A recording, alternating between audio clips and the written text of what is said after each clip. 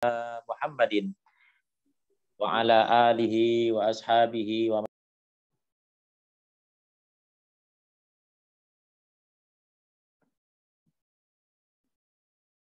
Terputus, Ustadz.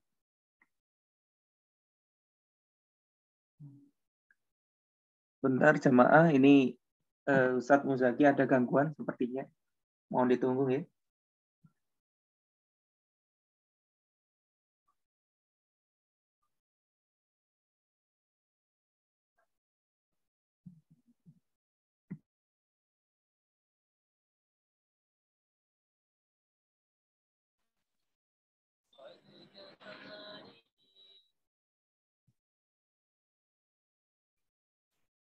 Terputus ya? Putus Mas Gir. Oh, sampun. Masih buatan Gir.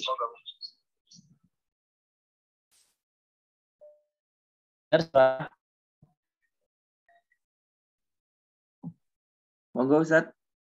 Sampun nyambung.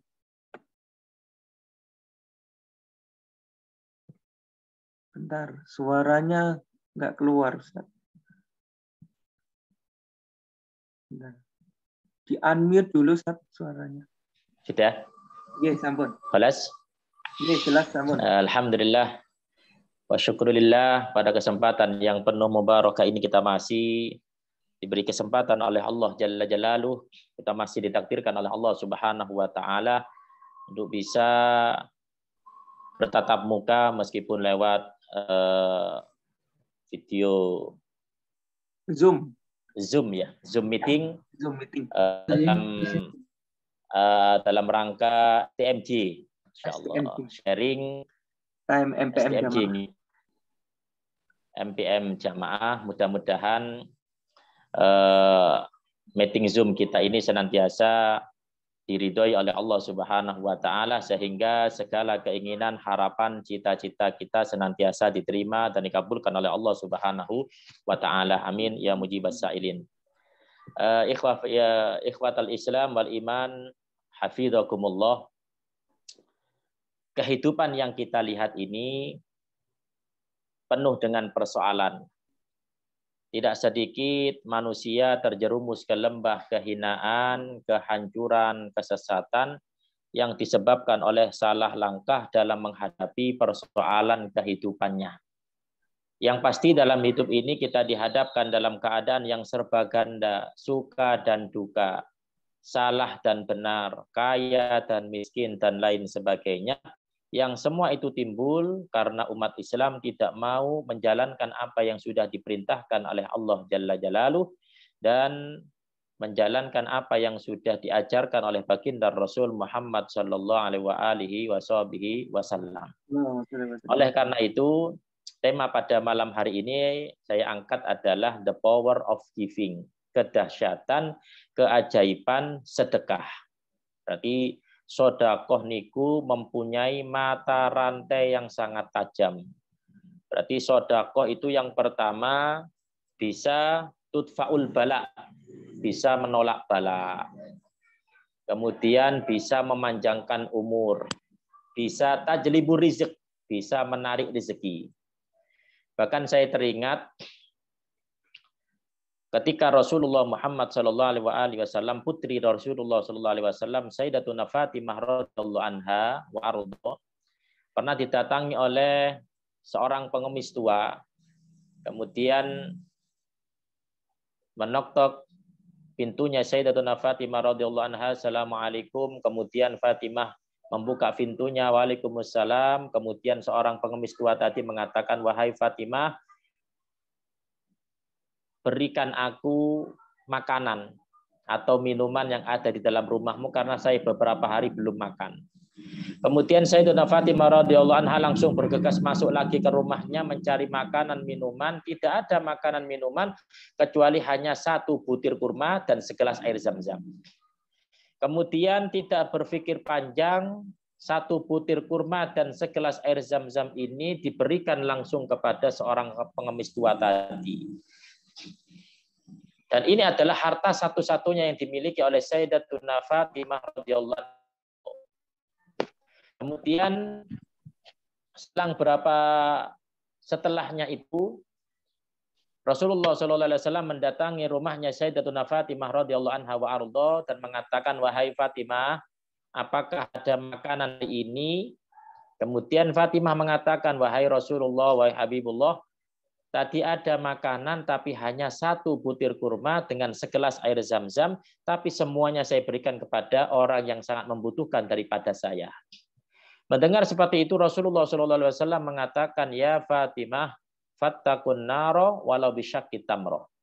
Wahai Fatimah, peliharalah dirimu, jagalah dirimu, jauhkan dirimu dari api neraka meskipun dengan bersedekah 1 butir kurma. Dan perlu kita ingat, 1 butir kurma yang dimiliki oleh Sayyidatuna Fatimah adalah harta satu-satunya yang dia punya. Berarti nggak ada makanan, tidak ada makanan sama sekali kecuali 1 butir kurma itu. Dan saya teringat akan firman Allah Subhanahu wa taala dalam surah Ali Imran 192, Ali Imran 92. Di situ Allah Subhanahu wa taala berfirman, lan tanalul birra hatta tunfiqu mimma tuhibbun wa ma tunfiqu min syai'in fa innallaha bihi alim. Kata Allah Subhanahu wa taala, kalian semua kalian semua tidak sempurna keimanan kalian, belum lan tanalul birra hatta tunfiqu mimma tuhibbun, kalian semua belum termasuk pengorbanan yang sempurna, kebaikan yang sempurna, keimanan yang sempurna sebelum kalian menafkahkan, mensedekahkan harta yang kalian cintai di jalan Allah Subhanahu wa taala. Berarti yang harus kita garis bawahi di dalam ayat tersebut adalah yang diminta oleh Allah bukan harta yang biasa, tapi harta yang paling dicintai oleh Allah Subhanahu wa taala kita berikan untuk Allah Subhanahu wa taala. Bahkan pernah di zaman Rasulullah Shallallahu Alaihi Wasallam ada sengketa tanah antara seorang anak yatim dengan sahabat Abu Lubabah, yang mana sahabat Abu Lubabah ini mengatakan ini pohon kurma saya. Kemudian anak yatim tersebut juga mengatakan ini pohon kurma saya. Tidak ada solusi. Kemudian mendatangi baginda Rasul Muhammad Shallallahu Alaihi Wasallam. Kemudian singkat cerita Rasulullah langsung ke TKP tempat kejadian perkara. Ketika diukur, maka akar dari pohon kurma itu di atas tanahnya sahabat Abu Lubabah. Kemudian pohon dan daun dan buahnya itu di atas tanahnya seorang anak yatim. Maka mau tidak mau ini pohonnya sahabat Abu Lubabah.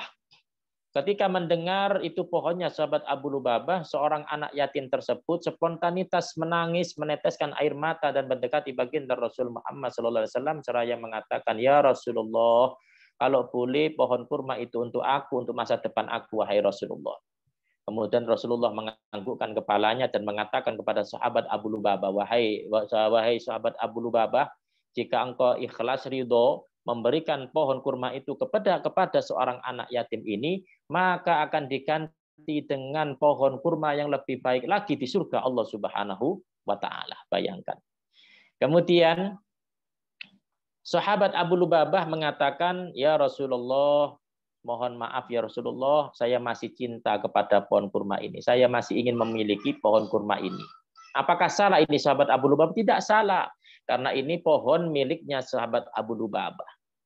Kemudian datanglah sahabat yang ketiga, namanya sahabat Abu Dahda. Abu Dahda menghampiri Rasulullah SAW, ya Rasulullah, apa yang telah terjadi? Kemudian Rasulullah menceritakan bahwa seorang anak yatim ini ingin sekali memiliki pohon kurmanya sahabat Abu Lubabah, akan tetapi sahabat Abu Lubabah tidak mau memberikannya. Spontanitas dengan keimanannya pada waktu itu, sahabat Abu Dahda mengatakan, ya Abu Dahda, wahai sahabat Abu Dahda, jika engkau ikhlas, ridho, memberikan pohon kurma ini kepada seorang anak yatim itu, maka akan aku ganti dengan 600 pohon kurma beserta kebunnya untuk engkau. Bayangkan, satu pohon kurma diganti dengan ditukar dengan 600 pohon kurma. Untuk apa? Untuk memberikan senyuman kepada baginda Rasul Muhammad SAW agar anak tersebut bahagia.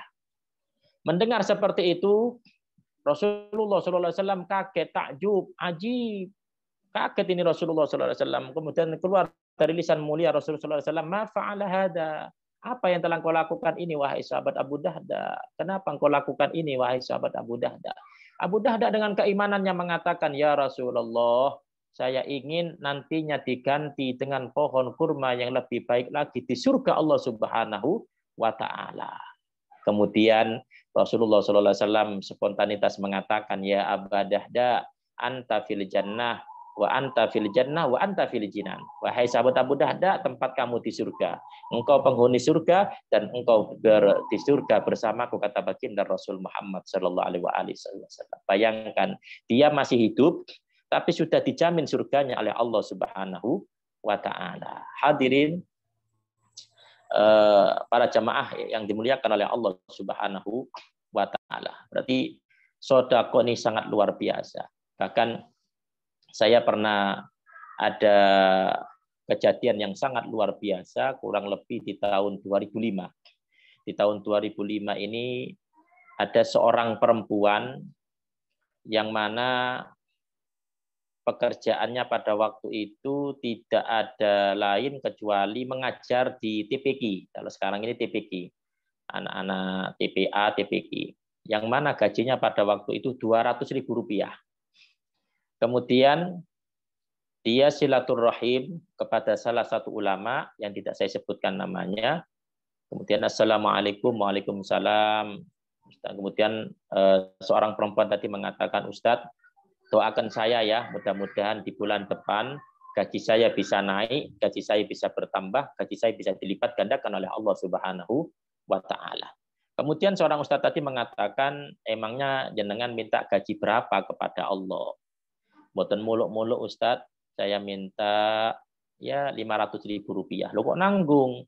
Nggak minta 1 JT, 2 JT, 3 JT, dan seterusnya. Mboten Ustadz, saya nggak muluk-muluk karena gajinya kepala TPK pada waktu itu Rp600.000. Maksud saya pengajar biasa 1 juta, nggak mungkin, tapi mungkin menurut Allah Subhanahu wa Ta'ala. Kemudian Ustadz tadi mengatakan, Mbak, ada salam dari Allah Subhanahu wa Ta'ala di dalam surah Al-An'am 160. Apa kata Allah Subhanahu wa Ta'ala? Man jaa'a bil hasanati falahu asyru amsalihha. Barang siapa yang datang kepada Allah membawa 1 kebaikan, maka Allah akan datang kepadanya membawa 10 kebaikan. Artinya apa? Barang siapa yang sedekah 1 akan dibalas minimal 10 kali lipat dari Allah Subhanahu wa Ta'ala.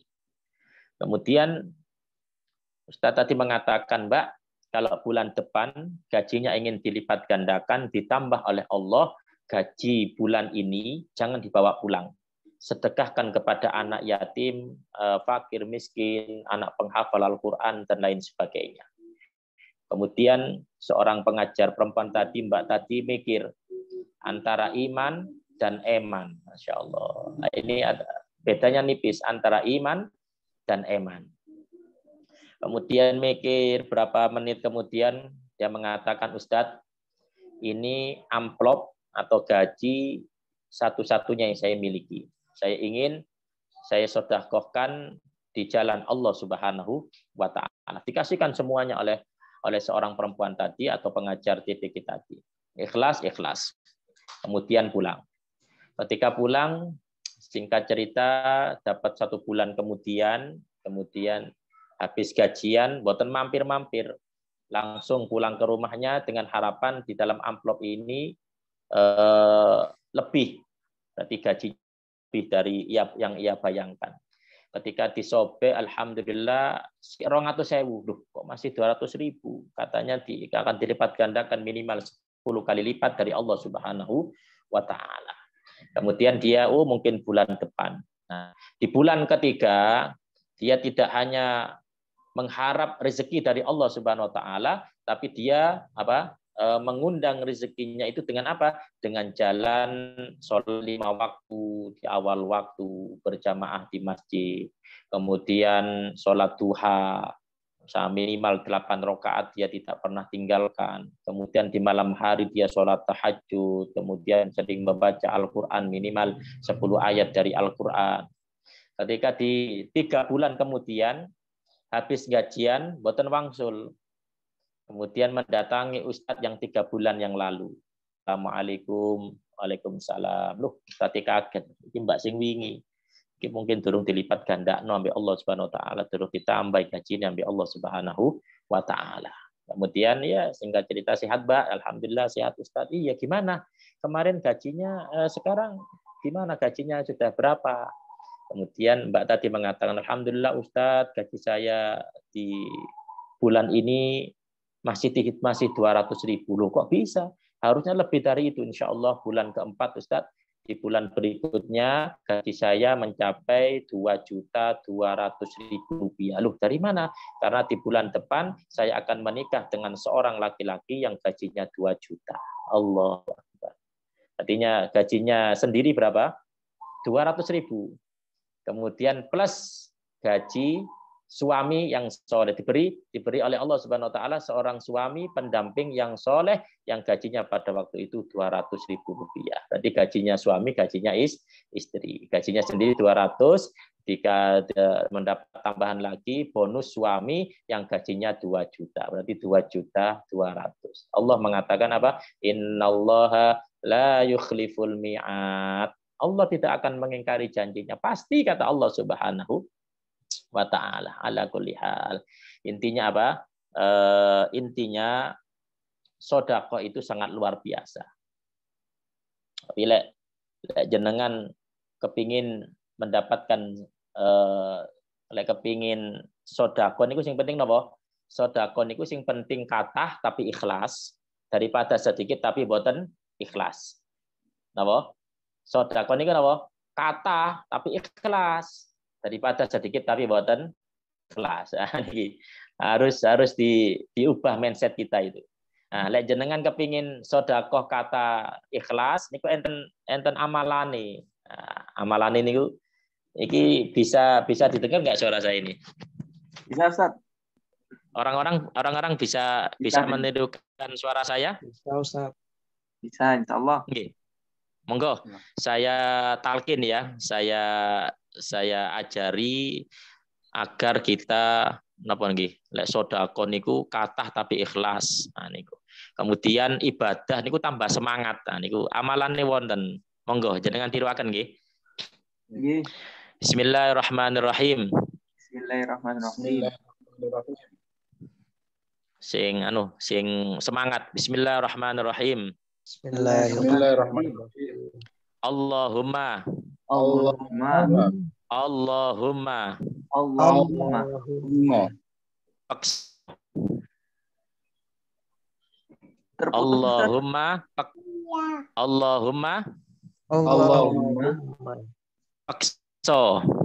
pakso. Ah niku Allahumma pakso. Ah niki mujarab niki. Nah, ini nggak usah amalan sanatnya dari mana sampai Rasulullah boten. Sampean amalkan Allahumma pakso enten tiang minta sumbangan untuk bangun masjid atau sumbangan apa Allahumma pakso ambil 100. Allahumma pakso 500 bismillah. Ketika jenengan malas ibadah, kemudian Allahumma pakso ambil air wudhu, kemudian sholat. Mau sholat tahajud malam hari, Allahumma pakso. Nah, insya Allah gitu. Mau ujian, Allahumma pakso malas berangkat. Nah, ini doa yang mujarab ini. Allahumma pakso. Ala kulli hal. Bahkan di dalam Al-Quranul Karim, di dalam surah Al-Kahfi, biasanya setiap malam Jumat atau hari Jumat kita membacanya di ayat yang ke-46, surah Al-Kahfi 46 diterangkan al-malu wal banuna zinatul hayatid dunya wal baqiyatus sholihatu khairun inda rabbika sawabun wa khairun amala. Kata Allah Subhanahu wa taala apa? Harta dan anak keturunan adalah perhiasan kehidupan dunia, wal baqiyatu zinatul hayatid dunya. Kemudian tetapi amal kebajikan yang terus-menerus adalah lebih baik pahalanya di sisi Allah Subhanahu wa taala serta lebih baik untuk menjadi harapan. Artinya apa? Artinya wal baqiyatus sholihatu itu harta yang terus mengalir, yaitu lek jenengan gadah yugo. mempunyai anak, kemudian kita sekolahkan di sekolah yang ada agamanya. Di situ ada hafalannya, di situ ada apa namanya, sholat 5 waktunya, diajari semuanya itu. Kemudian harta yang kita keluarkan untuk membayar SPP, kemudian sekolahnya semuanya itu adalah harta yang kekal yang di hadapan Allah Subhanahu wa Ta'ala.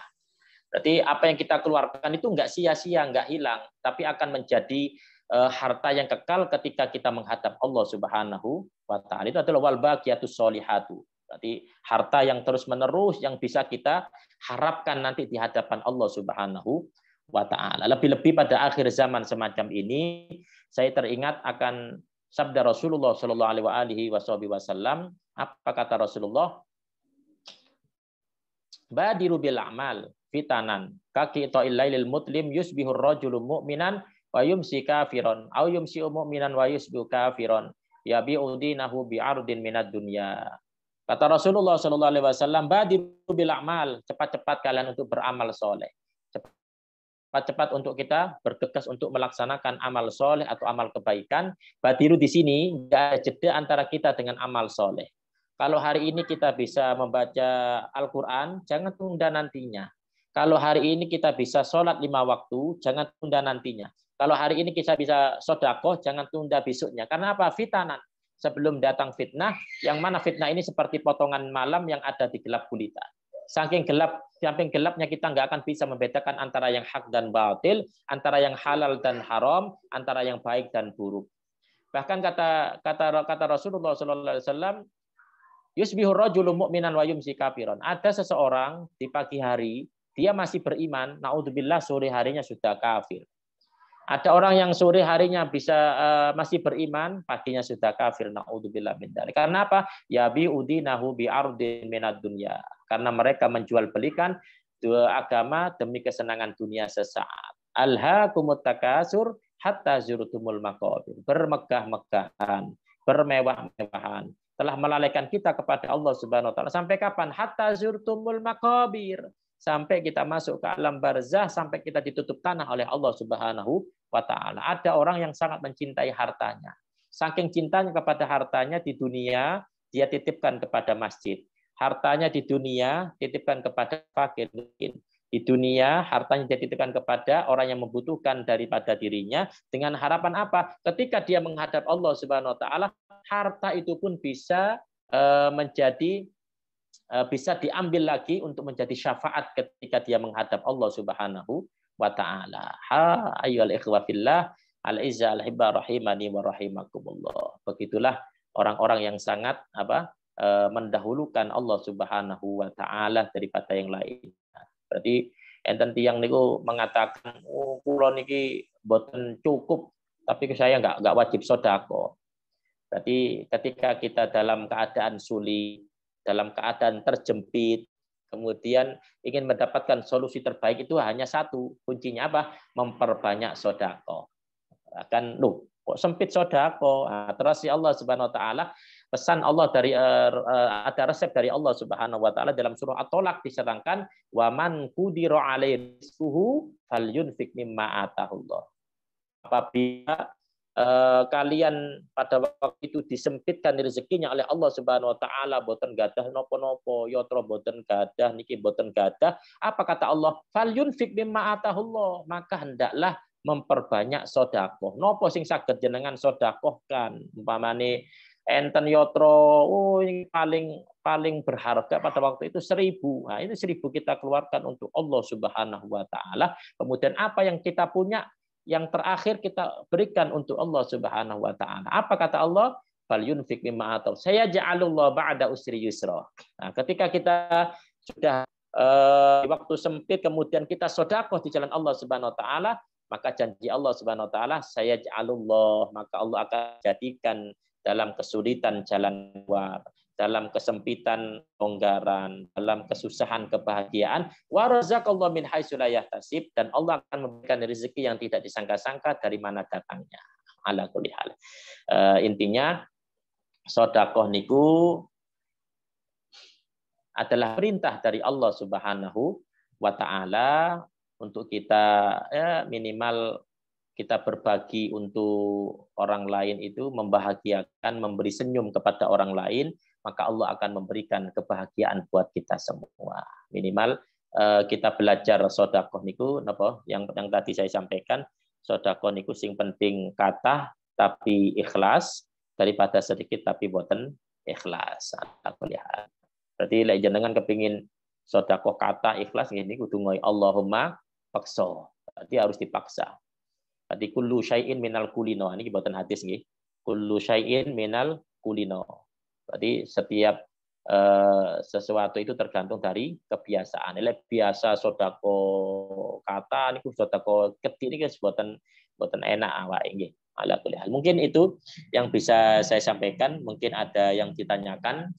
Mungkin Mas Dimas. Alhamdulillah, nggih, matur nuwun. Jazakumullah khair. Insyaallah. Syukran khasiran. Iya, Mas. Nasihatnya. Ya ini nampol-nampol ini Ustaz, nampar-nampar kita ini. Gajian tiap bulan tapi kadang lupa nggak dikeluarkan. Ya. Ini berarti harus dipraktekkan ya. Iya. Tadi itu mujarab Ustaz. Allahumma paksa. Iya. Iya. Kalau bahasa Indonesia Allahumma paksa. Iya. Ya Allah. Mungkin sebelum saya menanyakan pertanyaan yang ada di kolom chat ini, saya mau nanya dulu, Ustaz. Gini, Ustaz. Kadang kita itu kita bertemu sama orang-orang atau ngapunten kayak pengemis gitu ya, yang kita itu menilai bahwa sakjane ini orang ini mampu untuk bekerja.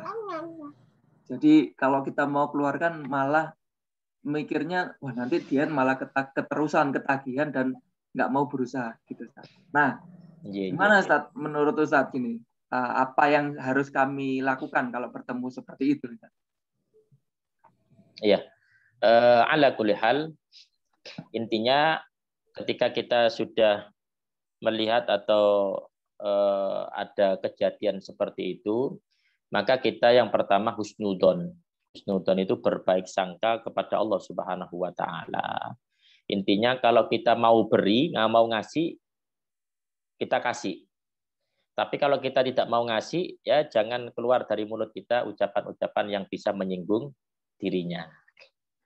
Nah, kemudian untuk mengalokasikan sedekah ini yang pertama untuk siapa? Yang pertama itu kita sedekah itu kepada kerabat dulu. Kepada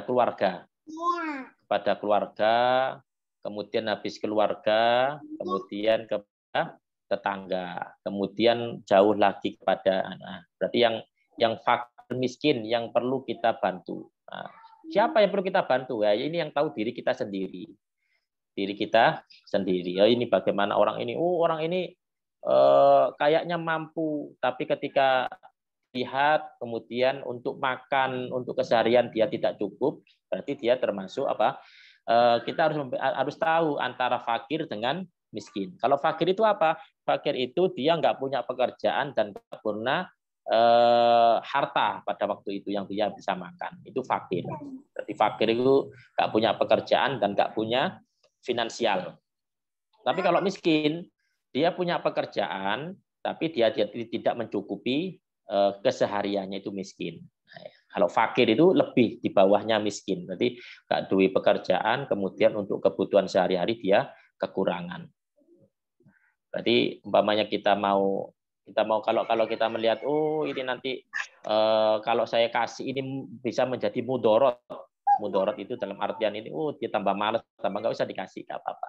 Tapi kalau kita mau bantu, ya khair kita bantu. Bismillah. Nggak usah melihat nanti, oh nanti ini dibuat ini, jangan. Pokoknya kita bantu urusan dia dengan Allah Subhanahu wa taala. Wallahu a'lam bishawab. Jazakumullah khair. Baik Ustaz, selanjutnya saya bacakan dari kolom komentar ya. Yang pertama dari Mas Ari.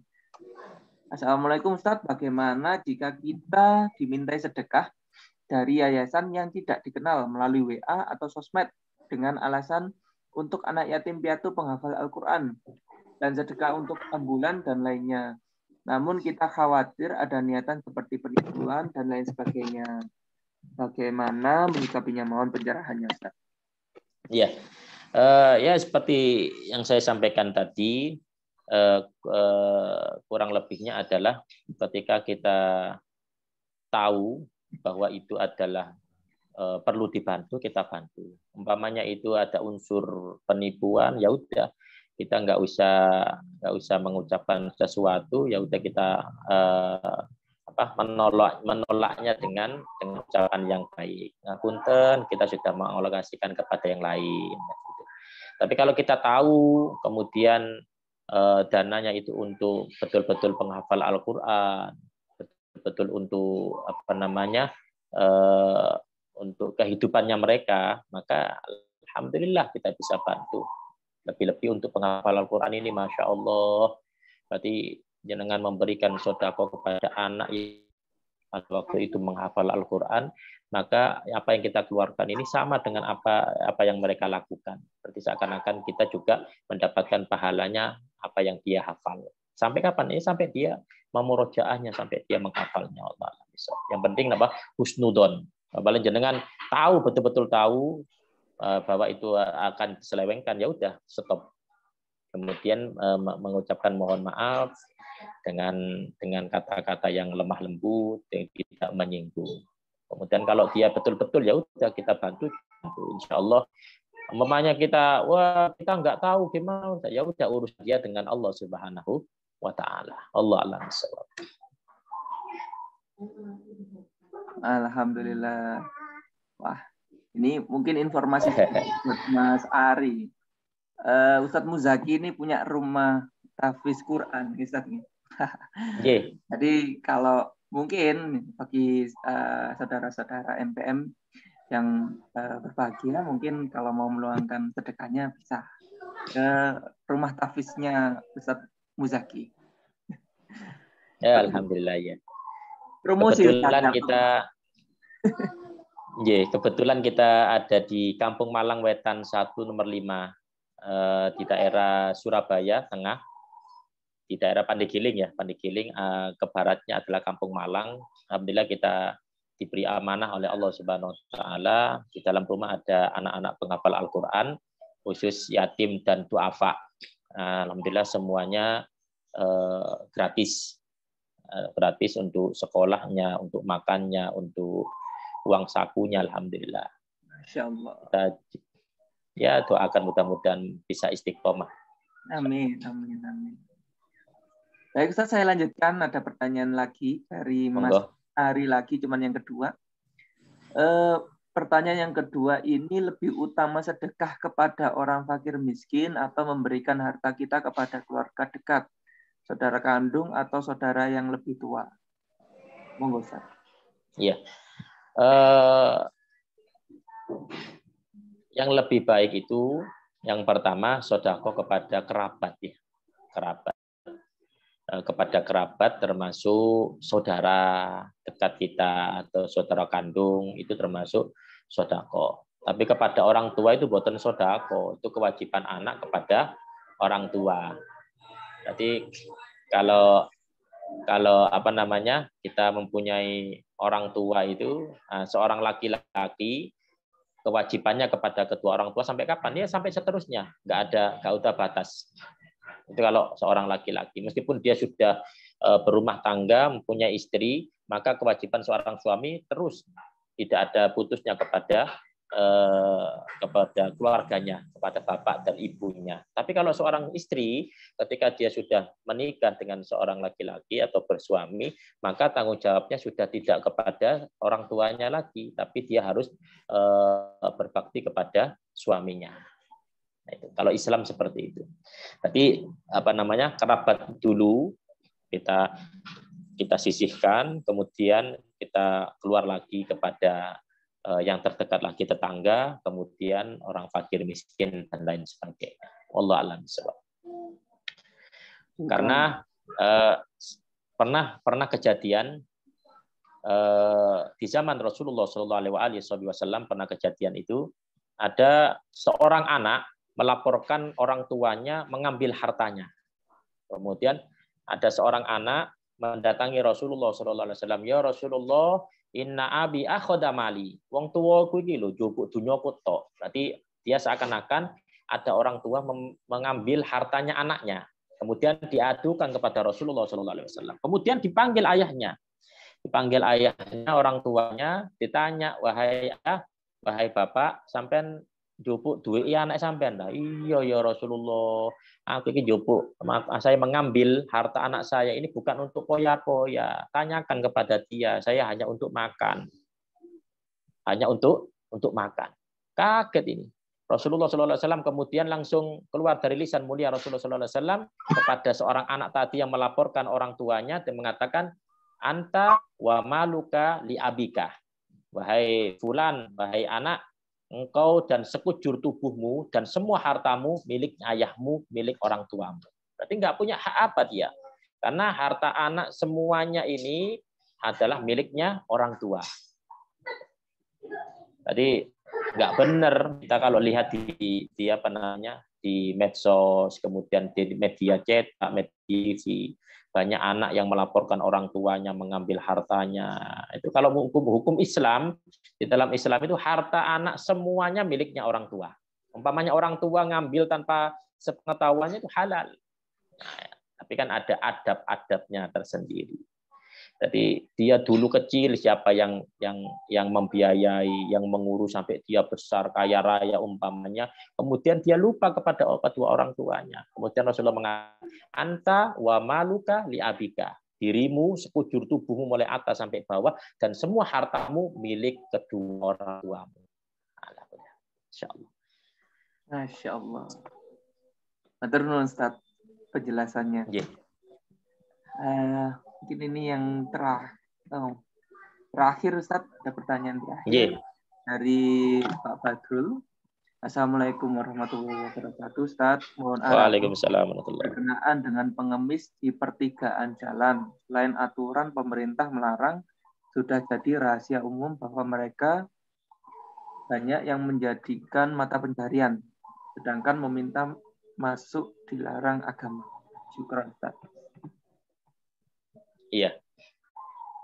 Kalau pengemis yang ada di jalan-jalan itu yang pertama membahayakan dirinya sendiri. Membahayakan diri sendiri dalam arti bahaya itu apa? Nah, ini sudah di jalan raya. Kita nggak tahu kalau dia capek nggak teledor bisa membahayakan dirinya sendiri. Yang kedua, meminta-minta itu hukumnya adalah nanti kata Rasulullah SAW, orang yang meminta-minta dan itu menjadi pencariannya, mata pencariannya, maka nanti ketika dibangkitkan oleh Allah Subhanahu Wa Taala di yaumil qiyamah, mereka itu dagingnya itu rontok, dihinakan oleh Allah Subhanahu Wa Taala. Berarti orang yang meminta itu dan dia dalam artian meminta ini bukan untuk dia buat makan atau buat minum. Kalau dia buat untuk menyambung hidup itu boleh minta. Walaupun mereka ada lagi. Bahkan saya teringat akan ketika itu khalifahnya itu adalah sahabat Umar ibn Khattab. Umar ibn Khattab kemudian didatangi oleh seorang sahabat, ya Rasulullah, tetangga saya ini mencuri di rumah saya. Dipanggil, tonggomu keluan. Dipanggil tetangganya yang mencuri. Fulan bin Fulan, apakah benar sampean mencuri di rumahnya Fulan ini, di rumahnya ini, tetangga sampean? Iya ya Rasulullah. Ya apa gak saya mencuri, saya itu buat makan itu nggak ada, buat sehari-hari nggak ada. Dia itu kaya. Kalau saya nggak mencuri, dia nggak akan ngasih ya Rasulullah. Kemudian sahabat Umar bin Khattab kemudian mengatakan, Fulan bin Fulan yang kaya, orang kaya yang dicuri itu hartanya, besok kalau sampean dicuri lagi hartanya sama orang ini, maka yang saya hukum, yang saya kisos bukan dia tapi engkau. Bayangkan, ini keadilan Umar ibnul Khattab. Karena di dalam harta kita itu ada miliknya orang lain, miliknya fakir miskin, miliknya orang yang sangat membutuhkan daripada kita. Itu hukum Islam itu Masya Allah. Berarti kita ini mempunyai tetangga yang setiap tahun haji, setiap bulan umroh umpamanya. Tapi kanan kirinya ada yang nggak bisa makan, dosa. Terus nggak diterima itu Pak, nggak diterima itu apa, haji umrohnya. Karena masih di kanan kiri ini kita ada yang orang yang kekurangan bahkan tidak bisa makan. Allah alam. Masya Allah. Jazakumullah khair Ustaz. Baik Ustaz, sebagai penutup kami mohon keberkahannya dari doa Ustaz. Semoga diberikan keberkahan, kelimpahan rezeki dan amin ya. Lebih semangat lagi untuk bersedekah. Amin amin ya. Alhamdulillah, ikhwatal iman al-Islam, al-izza al-hibba rahimani wa rahimakumullah. Mari kita tutup acara yang spesial ini dengan doa. Kita memohon kepada Allah Subhanahu wa taala apa yang kita inginkan, harapkan, cita-citakan diterima dan dikabulkan oleh Allah Subhanahu wa taala, dan semoga Allah Subhanahu wa taala menurunkan di tengah-tengah kehidupan kita rezeki yang banyak barokah, keluarga kita jadi keluarga yang sakinah, mawaddah, warahmah, anak dan keturunan kita jadikan anak yang solih dan solihah. Insyaallah sedaya pun saged ziarah Mekah lan Madinah lan akhir hayat kula panjenengan sedaya didatosaken iman Islam husnul khatimah, amin ya mujibah sain. A'udzubillahi minasyaitonir rajim. Bismillahirrahmanirrahim. Allahumma shalli wa sallim wa barik ala sayyidina Muhammad walhamdulillahirabbil alamin. Allahumma shalli wa sallim ala sayyidina Muhammadin tibbil qulub wa dawaiha wa afiyatil abdan shifaiha wa nuril absari wa diyaiha wa ala alihi wa sahbihi wa sallim. Allahumma fir lana wa liwalidina warhamhuma kama rabbayana shighara. Allahumma inna nas'aluka al-huda wat tuqa wal 'afafa wal ghina. Allahumma inna nas'aluka al-'afwa wal 'afiyah wal mu'afati da'imah fid din wad dunya al akhirah. Wa barik lana fi asma'ina wa absarina wa qulubina wa azwajina dzurriyyatina qurrata a'yun waj'alna lil muttaqina imama. Rabbana hab lana minas sholihin. Rabbana hab lana hukmal hikmah ya Allah bis salihin. Allahumma ya ghani ya hamid ya mudi'u ya mu'id ya rahim ya wadud ya fa'alu lima yurid. Aghnina bi halalika an haramik wa bi ta'atika an ma'siyatik wa bi fadlika amman siwak. Allahumma jammilna bil afiyah was salamah wa haqqiqna bit taqwal istiqamah wa a'idna min mujibatin nadam fil hal wal mal innaka sami'ud du'a. Rabbana atina fid dunya hasanah wa fil akhirati hasanah wa qina adzabannar. Sallallahu alaihi wasallam Muhammad walhamdulillah rabbil alamin. Al-Fatihah.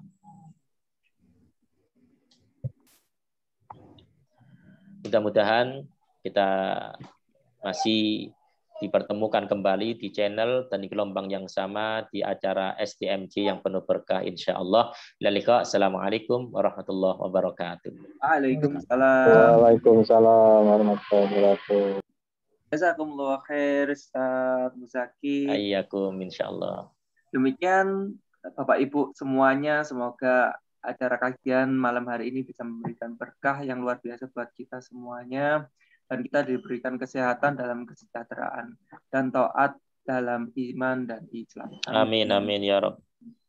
Kami akhiri ihdinas siratal mustaqim. Wassalamualaikum warahmatullahi wabarakatuh.